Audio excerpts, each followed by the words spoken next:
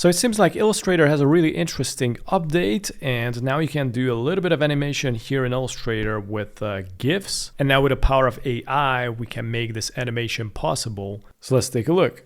All right, so I'm going to use this image as a reference, and I'm going to delete the background, of course. And we're going to access the contextual taskbar, and we're going to hit the turntable.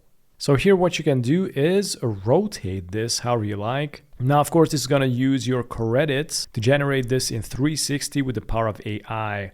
Now, I think this is the only feature where this AI actually is beneficial and does a great job. They also got two arrows. You can hit one of them and it's going to view it from the top, for example. And then you can go to the upper arrow. So it's going to view it from the lower part. It's going to generate all the frames necessary. So I'm going to go back how it was, and we also got a couple of futurists. You can go and select the place of views on canvas. Let's go and select this. And all I need to do is place it somewhere. I'm going to click somewhere here, for example, and check this out. It is going to render all the positions on one single canvas. So this is going to slow down your Illustrator quite a bit, so take that in mind. So this way you get like all the frames going on. I'm going to go back to the original, and let's go back to the turntable. Click on the turntable, and then you also got this button here, the export as GIF or GIF. Let's go and click on this, and all you need to do is just save it wherever you like.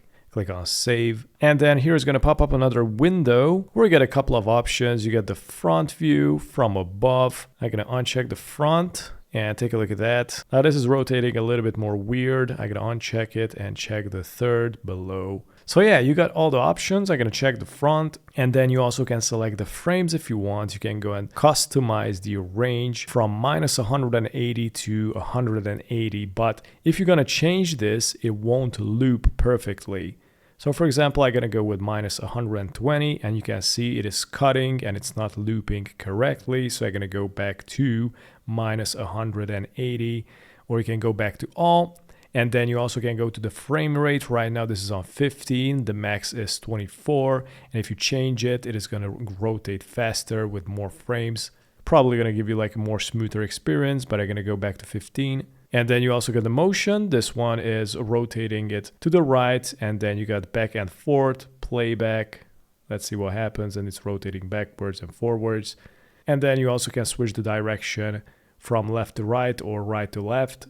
And then you also get the background color to be transparent, white, or black. I'm gonna go with the black, click OK.